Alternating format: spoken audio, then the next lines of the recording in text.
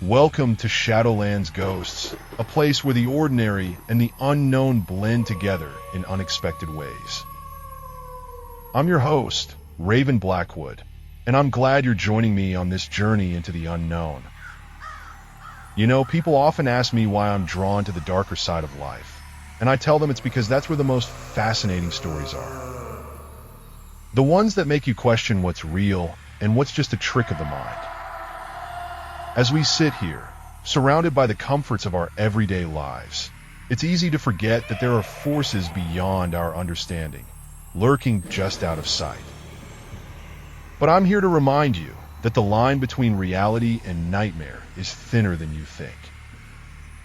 Speaking of which, our story tonight is one that will make you wonder if the truth is always what it seems. A babysitter, entrusted with the care of a young child, begins to realize that something is terribly wrong.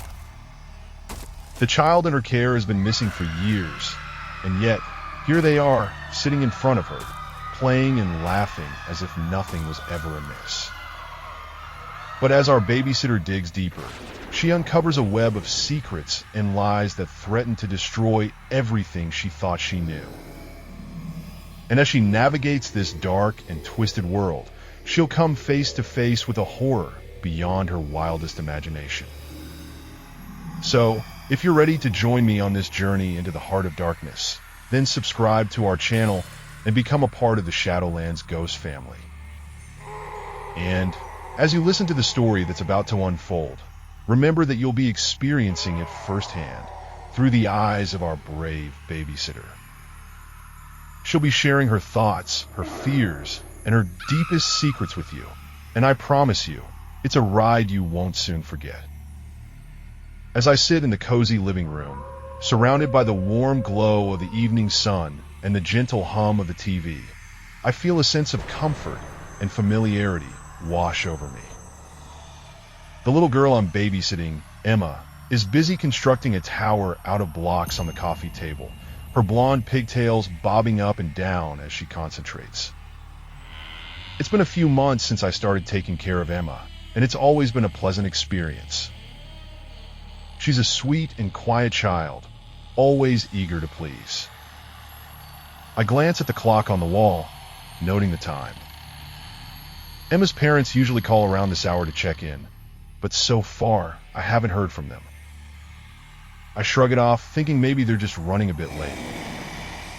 I get up to grab a glass of water from the kitchen, my eyes wandering over the family photos on the fridge as I pass by. Emma's smiling face is plastered on every picture, but there's something about the photos that catches my attention. They all seem old.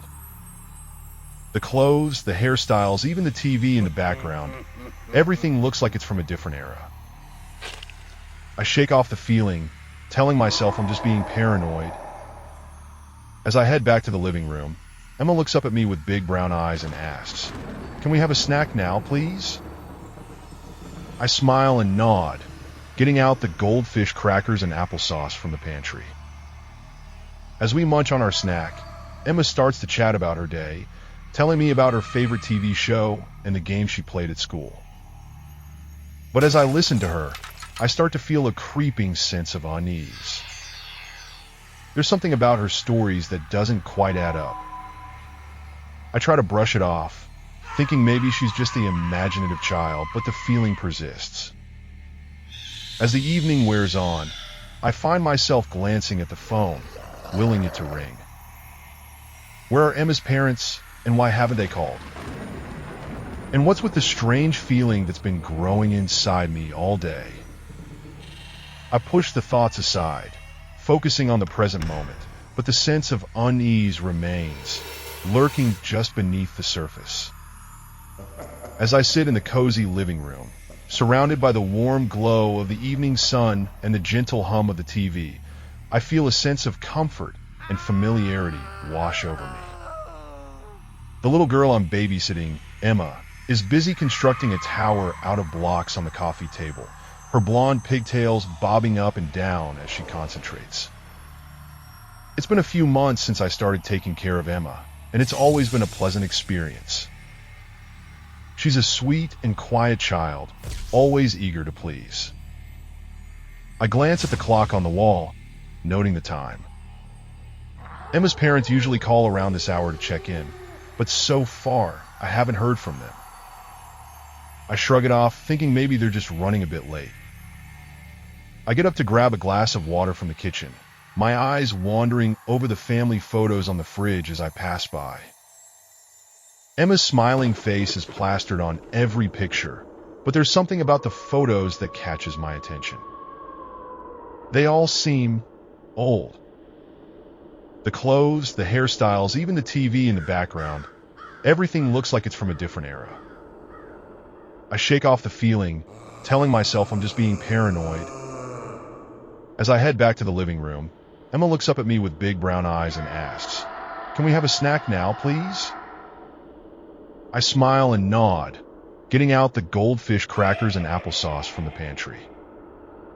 As we munch on our snack, Emma starts to chat about her day, telling me about her favorite TV show and the games she played at school.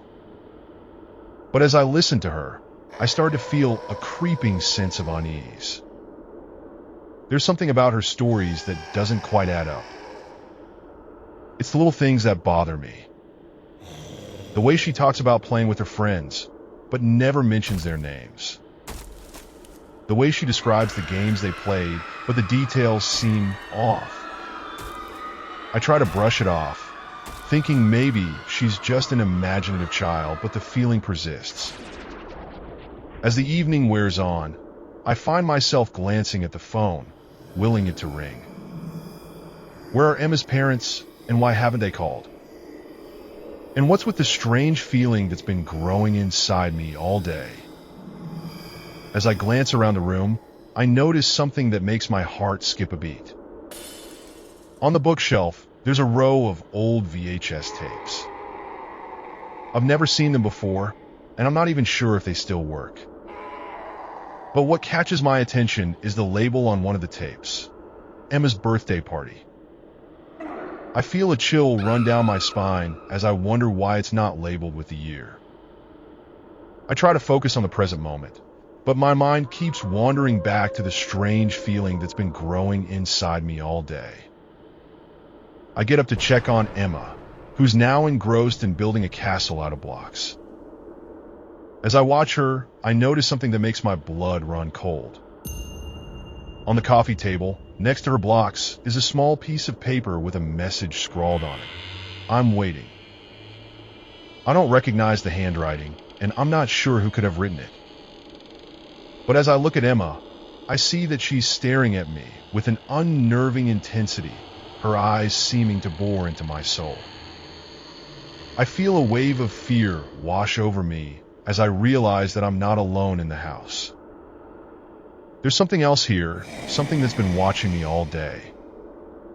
And as I look at Emma, I wonder if she's not just a sweet and quiet child, but something more sinister.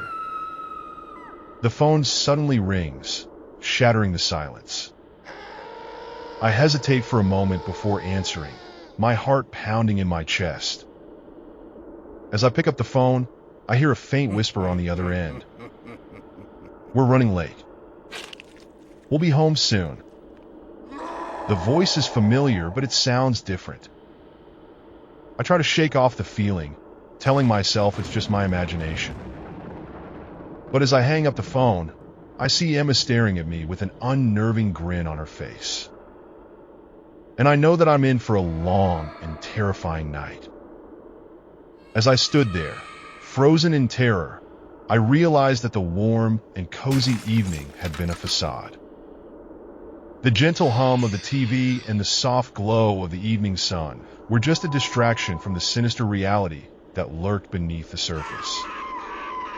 The little girl I had been babysitting, Emma, was not the sweet and quiet child I thought she was. Her big brown eyes, which had once seemed so innocent, now seemed to hold a malevolent intensity that sent shivers down my spine.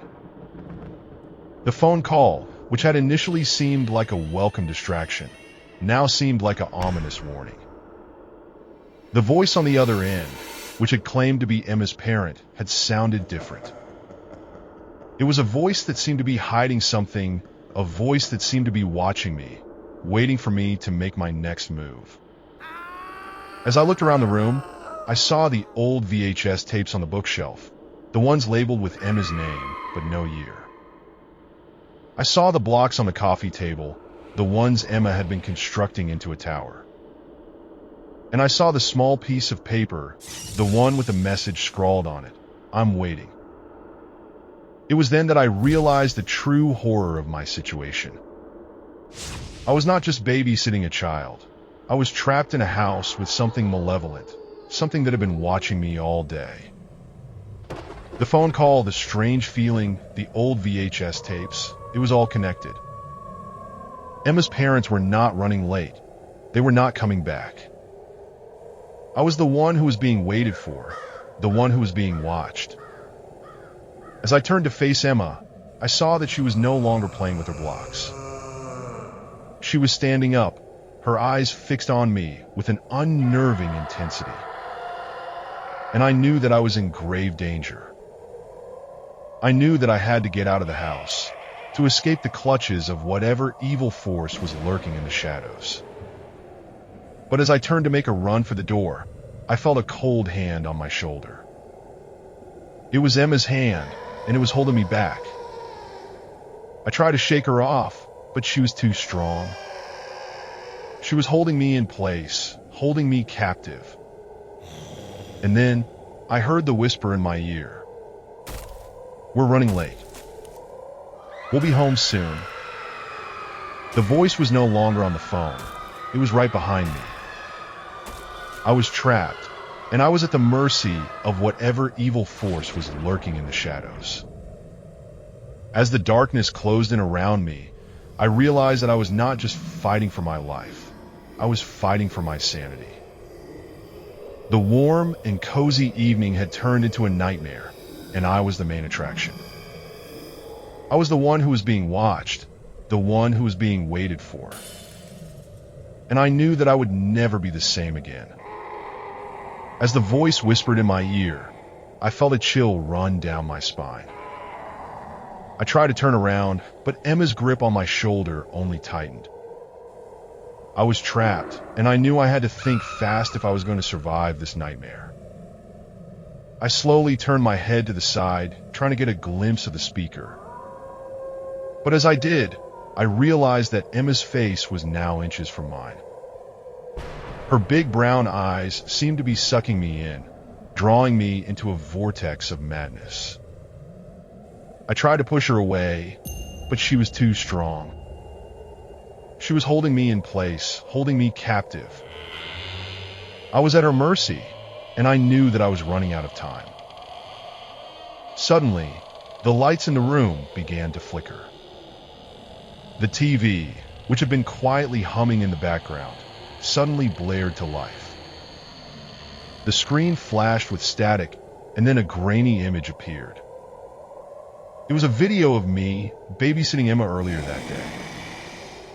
But as I watched in horror, the video began to distort and twist. My face elongated, my eyes bulged out of my head. I was screaming, but my voice was silent. Emma's laughter filled the room, a cold, mirthless sound that sent shivers down my spine. The video ended as abruptly as it had started. The lights stopped flickering, and the TV fell silent once again. But I was left shaken, my heart racing with fear. I tried to turn around, to face whatever evil force was lurking behind me. But as I did, I realized that Emma was no longer holding me back. She was standing in front of me, her eyes fixed on mine with an unnerving intensity. And then I saw it. A figure standing behind her, looming in the shadows. It was Emma's parent, or at least it was supposed to be. But as I looked into its eyes, I realized that it was something else entirely. It was something ancient, something evil. Something that had been waiting for me all along. As the figure began to move closer, I knew that I was doomed. I was trapped in a house with a malevolent force, a force that was determined to destroy me. I tried to scream, but my voice was frozen in my throat. I tried to run, but my legs were paralyzed with fear. I was at the mercy of the evil force, and I knew that I would never escape. The last thing I remembered was Emma's laughter, echoing in my ears as the darkness closed in around me. And then everything went black. When I came to, I was lying on the floor, my head throbbing with pain. The room was silent, the TV dark and still. But as I looked around, I realized that I was alone. Emma was gone, and so was the evil force that had been lurking in the shadows. But as I stumbled to my feet, I realized that I was not alone. I was being watched, even now. The evil force was still out there, waiting for me. And I knew that I would never be able to escape its grasp. As I stood up, the silence in the room was oppressive. I knew that I had to get out of there, to escape the house and the evil force that lurked within its walls. But as I turned to leave, I saw something that made my blood run cold. On the wall, in letters that seemed to be written in blood, was a message: "I'll always be with you." And below it, a drawing of Emma's face, her eyes black as coal, her smile twisted and sinister.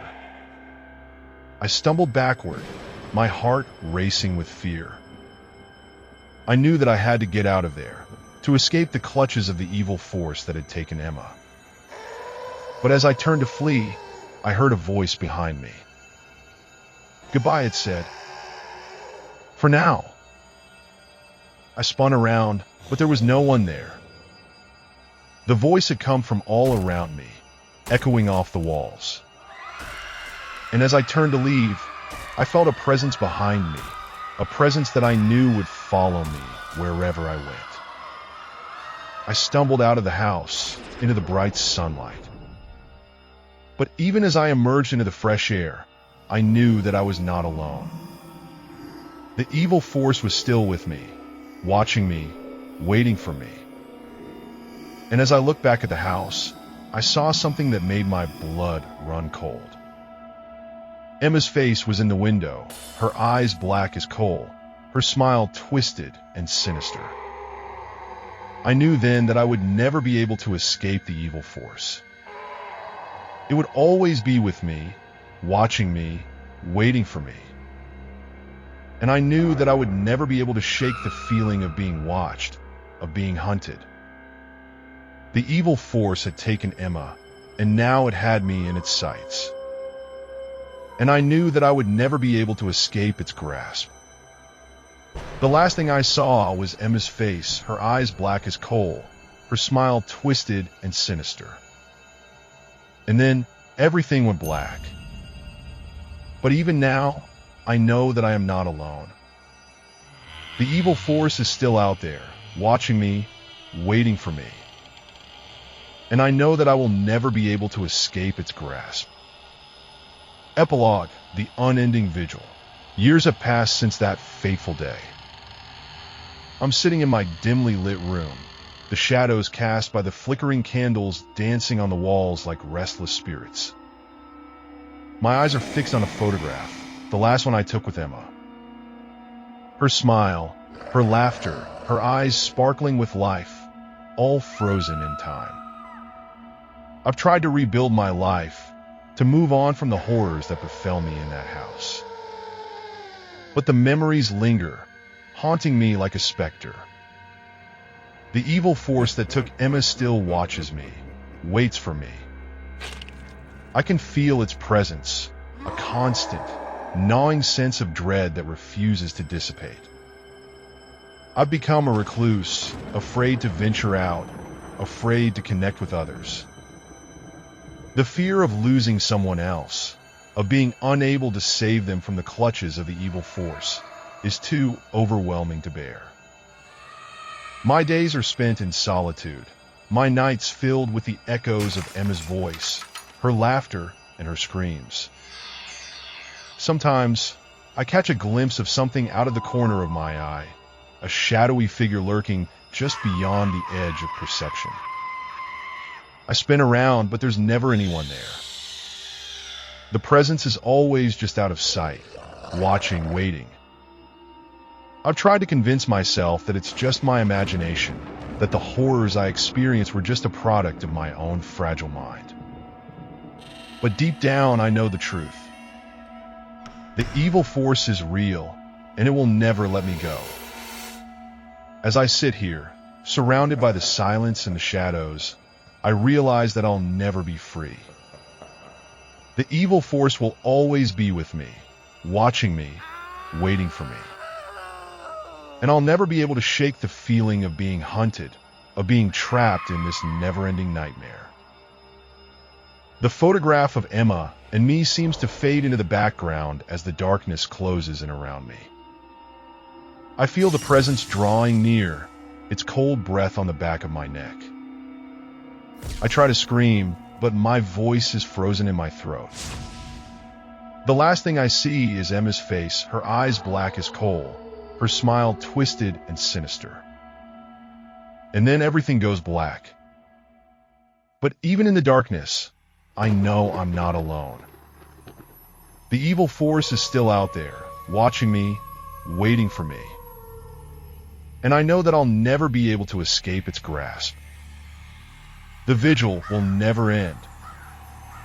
As I close this episode of The Unending Vigil, I want to take a moment to express my deepest gratitude to each and every one of you who has joined me on this haunting journey. Your support, engagement, and courage to face the darkness alongside me have meant the world to me, and I'm honored to have shared this experience with all of you. As I reflect on the horrors that befell me in that house, I'm reminded that the true terror lies not in the shadows, but in the unknown. And I believe that by facing our deepest fears and embracing the darkness, we can begin to overcome them. If you've made it this far, I want to thank you for being part of this journey. Your presence has given me the strength to continue sharing my story, and I'm grateful for the opportunity to connect with all of you. Now, I want to ask for your continued support. If you've enjoyed this episode, if you've been moved by my story, or if you simply want to explore more of the unknown, I invite you to subscribe to our channel. By doing so, you'll be joining a community of like-minded individuals who are passionate about exploring the darkness, confronting their fears, and seeking the truth. Together, we can create a space where we can share our stories, our fears, and our hopes, and support one another in our journey towards understanding the unknown. So, if you're ready to join me on this journey, if you're ready to face the darkness head-on, and if you're ready to uncover the secrets that lie within, then please subscribe to our channel. Hit that subscribe button, and let's embark on this journey together. Let's explore the unknown, confront our fears, and uncover the truth. I promise you, it won't be an easy journey, but it will be a journey worth taking. Once again, thank you for watching, and I look forward to sharing more of my story with you in the future.